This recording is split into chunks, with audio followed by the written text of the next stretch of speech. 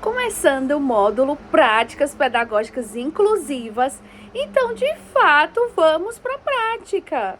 Primeiro, iremos explorar metodologias e estratégias adaptativas para esse ensino inclusivo. Então, a primeira metodologia prática que eu trago para vocês é o DUA. D-U-A. Desenho Universal para Aprendizagem. E qual é o princípio do DUA? Oferecer múltiplas formas de apresentação, visual, auditiva, tátil, proporcionar também múltiplas formas de expressão e ação, como escrita, oralmente, digitalmente. Agora com as IAs, inteligência artificial, dá sim para fazer muita coisa legal. Estimular múltiplos meios de engajamento, autonomia, relevância, colaboração, fazer o aluno realmente ser o protagonista e não só de forma teórica. Então, baseia-se na neurociência da aprendizagem, considerando o quê? Que todos aprendem de forma diferente. E aí na apostila eu coloquei uma imagem das etapas de aplicação do DUA, tá certo? Então, próximo a metodologias ativas de aprendizagem. Vamos para o sala de aula invertida. Sala de aula invertida. Tem até muitos memes na internet sobre a sala de aula invertida.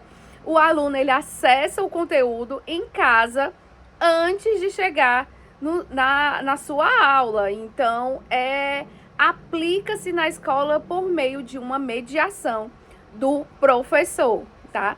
E também tem a ABP. ABP, aprendizagem baseada em projetos, muito comum na educação infantil, mas também pode sim ser levado para o AE e para o professor de sala de aula, para fazer juntamente com o professor do AE. Envolve o estudante em problemas reais, promove cooperação, criatividade, protagonismo, gamificação. Os alunos amam e só querem saber de jogos e brincadeiras, mas dá sim para aprender com Minecraft, dá sim para aprender com Roblox, mas você, professor de AE, também deve aprender o que faz esses jogos, como é que joga. Não precisa você jogar, somente você realmente se informar como é que acontece aquele jogo e você trazer para os seus atendimentos, ou você, professor de sala de aula, trazer para dentro das suas aulas. Então, a gamificação é o uso de elementos de jogos para estimular o aprendizado, desafios, recompensas, níveis, fases. Então, isso é muito importante. Atividade em grupo, onde eles têm ali um certo acesso à competição, mas essa competição precisa dar a chance de todos ganharem, tá certo? E tem o ensino híbrido, né? Que é a integração do ensino presencial com o ensino das tecnologias, como blend learning. Então, esse blend de tecnologias digitais, você faz o seu atendimento no contraturno, o professor dá a aula dele e logo depois em casa ele tem algo digital, de forma digital, para ele estar completando todos esses atendimentos. E aí nós temos a pedagogia da escuta, muito antigo, mas que precisamos sempre estar falando óbvio, né? Que é inspirada em Reggio Emília, é uma autora que ela prioriza uma escuta ativa e o respeito às múltiplas formas de expressão da criança. Mas essa escuta ativa não é só das crianças, também é do professor. Em que momento? Planejamento colaborativo precisa ser feito. É um planejamento onde o professor de sala de aula e o professor de AE, eles se unem naquele momento, naquele horário do planejamento, para conversar sobre os seus alunos. Pode ser sobre os alunos atípicos. E se o professor tiver alguma dúvida, por exemplo, de algum aluno que não seja atípico, mas o professor tenha suspeita, vocês podem também estar conversando nesse momento. E é fundamental para o reconhecimento da singularidade do estudante com deficiência ou aquele que está em investigação, ou até aquele mesmo que você tem dúvida se ele realmente pode ter alguma coisa ou não, como diz no popular, né?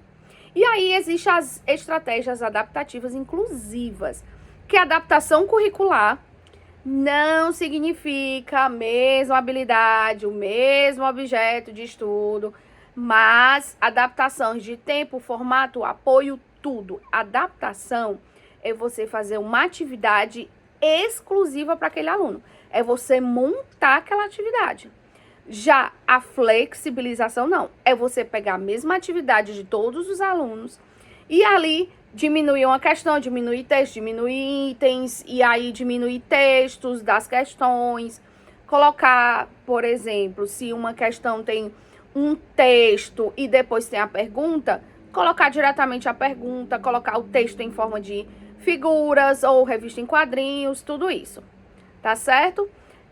Uso de tecnologias assistivas, softwares de leitura de tela, sintetizadores de voz, comunicadores alternativos, que são os CAAs, certo? Que são os comunicadores alternativos aumentativos, que pode ser alternativo ou aumentativo. São teclados adaptados, prancha de comunicação, lupas digitais, lupas físicas ou digitais, certo? E aplicativos também, como por exemplo o Let Me Talk, a Avast, tem a Matemática e também tem agora a inteligência artificial. Nós temos a Luísa, também maravilhosa essa inteligência artificial. Ela não dá logo a resposta para o aluno, ela é uma inteligência artificial para o aluno, mas ela não dá logo essa resposta, ela faz o aluno pensar e aí o aluno vai escrevendo e ali ele vai se conectando a essa inteligência artificial, além também do HandTalk, que é o Hugo, que é para pessoas surdas. E aí existe o ensino colaborativo, que é o coensino. O coensino é uma parceria entre o professor da sala de aula e o professor do AE, no momento de sala de aula ou no momento também de planejamento colaborativo. Aí tem avaliações flexíveis. Quais são as avaliações flexíveis? Sabemos que existem as avaliações que elas são quantitativas. O aluno precisa fazer ali, certo? Para gerar uma nota. E essa avaliação flexível, para quem tem síndromes, transtornos ou deficiências, ela pode ser adaptada como? Ela pode ser oralmente, tá certo? Ela pode ser feita oralmente. E aí, rotinas e apoios visuais, tutoria entre pares. E aí tem várias referências bibliográficas que eu deixei também na nossa apostila, tá certo? Então, essa foi a nossa aula sobre várias práticas. Iremos continuar assim, falando de muitas de práticas pedagógicas, mas vamos deixar para a próxima aula, para essa aula não ficar tão longa, tá bom, gente? E é isso que eu vim falar para vocês. Pratiquem e pesquisem o DUA, Desenho Universal para Aprendizagem, que é algo inovador, primordial hoje para nossas salas de AEE. Tchau!